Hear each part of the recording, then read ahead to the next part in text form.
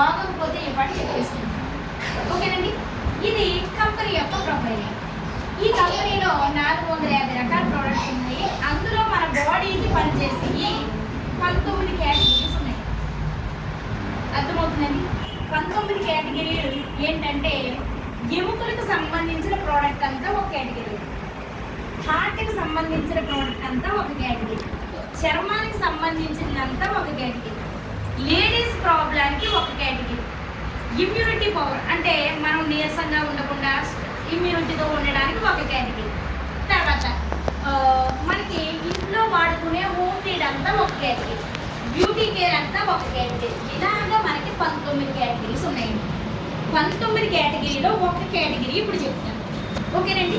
ఇది మీరు నేర్చుకొని నెక్స్ట్ అంటే కంటిన్యూగా ఒక 3 months వచ్చారనుకోండి సార్, వరుసెట్టి A to Z చెప్తాను నేను. మీకు కనీసం కొన్నైనా గుర్తుంటాయి కదా, కొన్ని మాటలు చెప్తే కనీసం 2 గుర్తుండవా సార్? ఈ 2 గుర్తుంటే చాలు. ఓకేనా? ఫస్ట్ ఇమ్యూనిటీ కేటగిరీ చెప్పుకుందామండి. మరి ఇప్పుడు మీరు వినేసారు ఇమ్యూనిటీ, మీ కొత్త వాళ్ళని తీసుకొచ్చారు, వాళ్ళకి ఇమ్యూనిటీ ఇవ్వను, రేపు ఇంకొకటి ఇస్తాను, మళ్ళీ ఇది 3 నెలల తర్వాత మళ్ళీ ఎవరొకరు చెప్తారు కదా, వాళ్ళకి ఆ సబ్జెక్టు అందుతుంది. ఓకేనండి. ఇప్పుడు ఇమ్యూనిటీ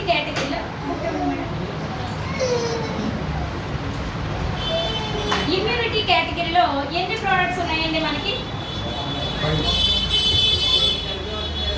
ఇమ్యూనిటీకి సంబంధించి అంటే మానవ శరీరానికి రోగ నిరోధక శక్తిని పెంచే ప్రోడక్ట్లు 5 ఉన్నాయి. రోగ నిరోధక శక్తి కావాలి అంటే మనం బయట మార్కెట్లో ఏం తినాలి? మనం బలంగా ఉండాలంటే ఏం తినాలి తెలుసండి? చెప్తారా ఎవరైనా కొత్త వాళ్ళు? చెప్పండి సార్. విటమిన్ ఫుడ్ తీసుకోవాలండి. విటమిన్ ఫుడ్ తీసుకోవాలి. ఇంకండి కొలెస్ట్రాల్ లేకుండా పోషకాహారం అనేది తీసుకోవాలి. ఇంకా చెప్పండి సార్, ఒకరే చెప్పుకోవాలి. ప్రోటీన్ తీసుకోవాలి, ఫ్యాట్ తీసుకోవాలి. అంటే మనం టోటల్గా చెప్పుకోవాలంటే ఒక మంచి ఆహారం అనేది తీసుకోవాలి. ఓకేనండి. దాంతో పాటుగా 2 మంచి నీరు కూడా తీసుకోవాలి. ఓకేనా సార్? మంచి నీరు తీసుకోవాలి, మంచి ఆహారం తీసుకోవాలి, 3 మంచి గాలి కూడా తీసుకోవాలి. ఈ 3 కరెక్ట్గా తీసుకుంటే మనకి ఇమ్యూనిటీకి సంబంధించిన లోపాలు ఉండవు. మరి 3 కూడా ఈ రోజున కల్తీ అనేది పెరుగుతుంది. ఓకేనండి. ఆహారం కల్తీ ఎలా ఉందండి తెలుసు కదా మీకు. విచ్చలవిడిగా ఎరువులు, పురుగు మందులు, మనం తినవలసింది తినకుండా దాన్ని రకరకాలుగా చేసి తింటున్నాం. ఓకేనండి. మనకి ఒకప్పుడు పుచ్చకాయ తినేవాళ్ళం. ఎలా తినేవాళ్ళం అండి? ఇలా తినేవాళ్ళం అని చెప్పండి. ఎలా తినేవాళ్ళం? డైరెక్ట్గా ముక్క కోసిస్తే తినేసేవాళ్ళు. మరి ఇప్పుడు ఎలా తింటున్నాం? గ్లాసులు అది పర్లేదు, గ్లాసులు వేసి ఇచ్చినా తింటున్నాము. దానికి టేస్ట్ కోసం ఉప్పు, కారం, ఇంకా మిరియాల పొడి కూడా వేస్తాం. ఇప్పుడు అది వ్యతిరేకమండి. మరి రియల్గా ఎలా తినాలంటే అలాగే తినాలి డైరెక్ట్గా. అలా తినకుండా దాన్ని కొంచెం మోడిఫై చేస్తాం. ఆ కూరలో కూరగాయలు ఉన్నాయి, ఉడకబెట్టుకుని తినాలి. మరి ఇప్పుడు దాన్ని మనం ఏం చేస్తున్నాం? ఉడకబెట్టిన అంటే మనోళ్ళు ఉడకబెట్టుకునే తిన్నారు. మన అమ్మమ్మ నాన్నమ్మ చూసుకుంటే వాళ్ళు ఉడకబెట్టే తిన్నారు. మరి మనం దాన్ని ఉడకబెట్టట్లేదండి. ఏం చేస్తున్నాం? డ్రై చేసేస్తున్నాం. ఫ్రై అనేది చేసేసి డ్రైగా చేసేసి అందులో ఉన్న పోషకాలన్నీ కూడా చంపేస్తాం. అది డైరెక్ట్గా తింటుంది. చేప ఉంది, లేదంటే మటన్, ఏదైనా సరే అది కూడా మనం డైరెక్ట్గా తినేవాళ్ళం. ఇప్పుడు అది కూడా డైరెక్ట్గా తినలేదు. ఫ్రిడ్జ్లో పెట్టి 2 రోజుల తర్వాత 3 రోజుల తర్వాత తింటాం. అవునండి. సీ ఫుడ్ డైరెక్ట్ దొరుకుతుందా? ఒకప్పుడు తెచ్చేవారు, పాడైపోద్దని ఉప్పేసి సాయంత్రంలోపు కథమింటారు. లేదు అంటే దాన్ని నిల్వ చేయడానికి ఉన్నాయి సార్ సోర్సెస్. అప్పుడు లేవు. కానీ ఇప్పుడు ఇలా మనం కొన్ని పనులు మార్చేసాము. ఈ మార్చేయటం వల్ల ఏమైందంటే మన ఇమ్యూనిటీ పవర్ మీద ఎక్కువ ప్రభావం పడి మన ఇమ్యూనిటీ అనేది డౌన్ అయిపోయింది. తర్వాత ఇది ఒక కారణం అయితే, 2వ కారణం మనం వండే వంట పాత్రలు కూడా మారిపోయాయి. అప్పుడు మట్టి వాడేవారు, మట్టి పాత్రలు. ప్రాబ్లమ్స్ ఉన్నాయా సార్? అసలు సత్తు కానీ ఓకేనండి, స్టీల్ పర్వాలేదు కొంచెం బెటర్. సత్తు కానీ ప్లాస్టిక్ వాటిలో వాడేది కానీ, తర్వాత మనం ఎక్కువ ఫ్రిడ్జ్లో పెట్టేది కానీ, తర్వాత మనకి ఇవి వస్తున్నాయి కదండి, ఏంటి నాన్ స్టిక్ కానీ చాలా చాలా ప్రమాదం. సరే, వరుసగా 1 సంవత్సరం పాటు నాన్ స్టిక్లో వండుకు తినండి, తప్పమని చచ్చిపోదు, గ్యారంటీ, ఇక డౌటే లేదు.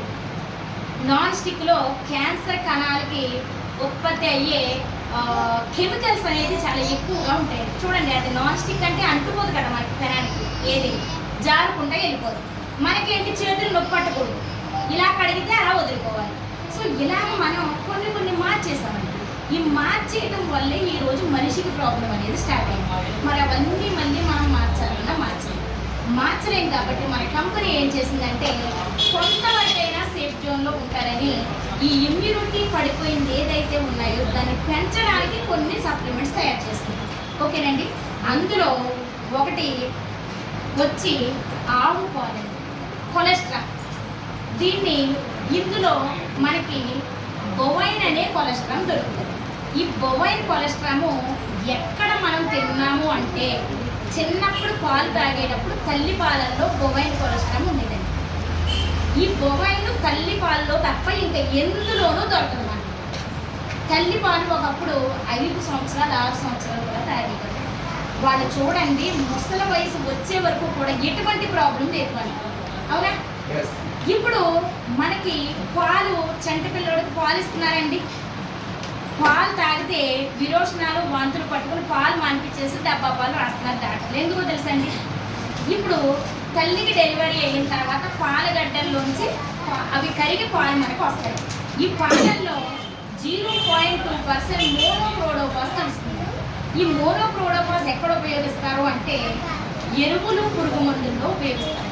అంటే పురుగు చచ్చిపోవడానికి వాడే స్ప్రేయింగ్. మన భాషలో చెప్పుకోవాలంటే ఎండ్రెన్ దేనికి ఉపయోగించేవారండి?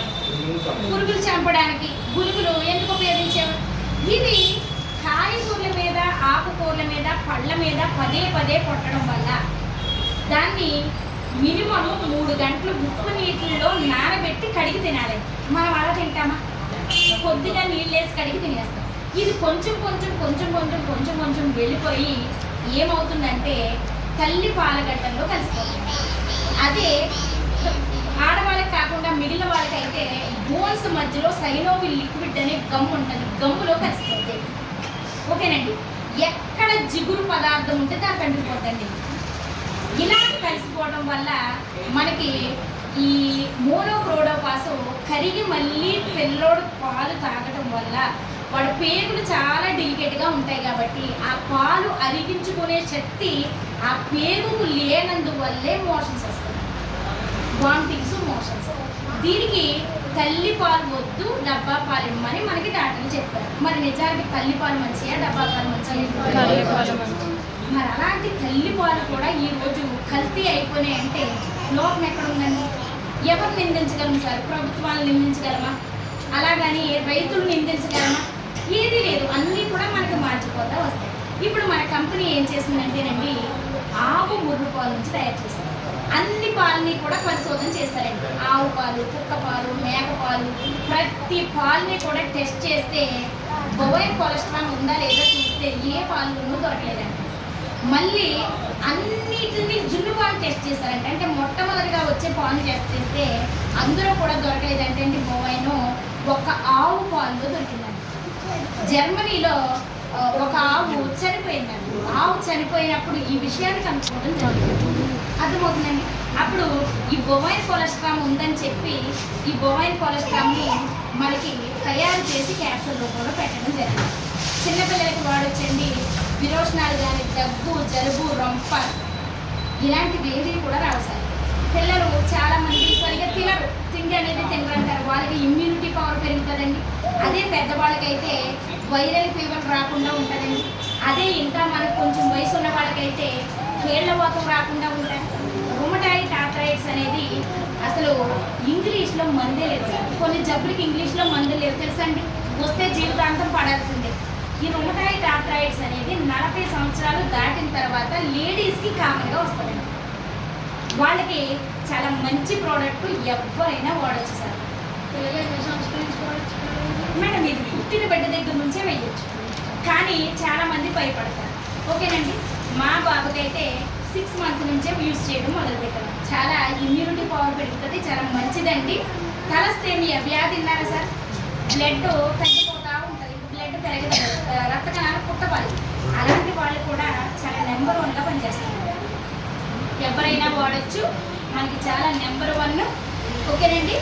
ఇది ఎప్పుడెప్పుడు వాడితే బాగా యూజ్ అవుతుంది అంటే, ఇప్పుడు వేసవకాలం వచ్చింది కదండి, వేసవకాలం నుంచి మళ్ళీ ఏ కాలం వస్తుంది? వర్షాకాలం వచ్చినప్పుడు మధ్యలో సీజన్ మారే సమయంలో అమాంతంగా మనకి దగ్గు, రొంప, జలుబు చేసి ఫీవర్ వచ్చేస్తుంది.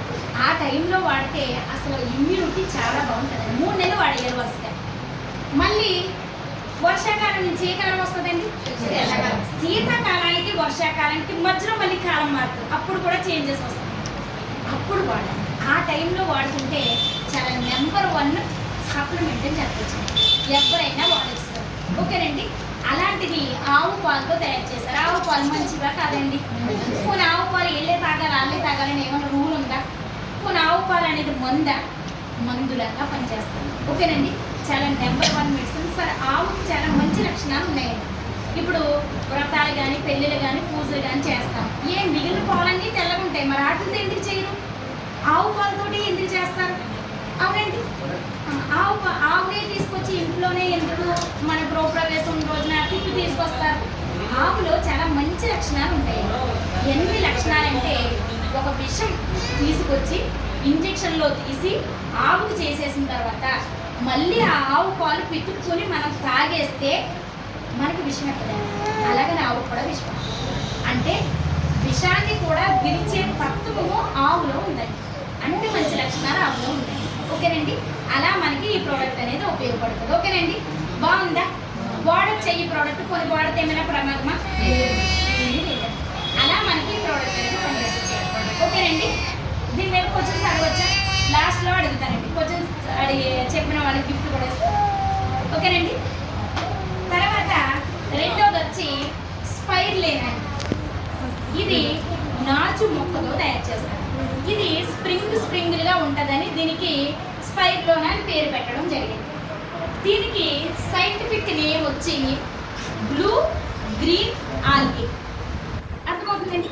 అంటే బ్లూ కలర్లోను, గ్రీన్ కలర్లోను ఉంటుంది. ఆల్గే అంటే నాచు. ఇది సైంటిస్టులు పెట్టిన పేరండి. ఇది మనకెందుకు ఉపయోగపడుతుంది అంటే, మన బాడీలో మనం ఆరోగ్యంగా ఉండడానికి మనకి ఏం అవసరం అంటే ఎనర్జీ అవసరం. ఈ ఎనర్జీ కావాలంటే మన బాడీలో ఎనర్జీ వేటి నుంచి వస్తుందంటే, vitamins, minerals, fibre, calcium, magnesium అని కొన్ని ఖనిజ లవణాలు మన బాడీలో ఉంటాయి. అవి కరెక్ట్గా వర్క్ చేస్తే ఇమ్యూనిటీ పవర్ పెరుగుతుంది. అవన్నీ కూడా కరెక్ట్గా వర్క్ చేయడానికి ఉపయోగపడే ప్రోడక్ట్స్ అవి. ఓకేనండి. ఖనిజ లవణాలని బాగా ఎక్కువ మోతాదులో ఉత్పత్తి చేయడానికి ఉపయోగపడుతుంది. మరి ఇది వాళ్ళు కూడా వెంటనే ఓకేనా? వినండి. వీడియో చూసిన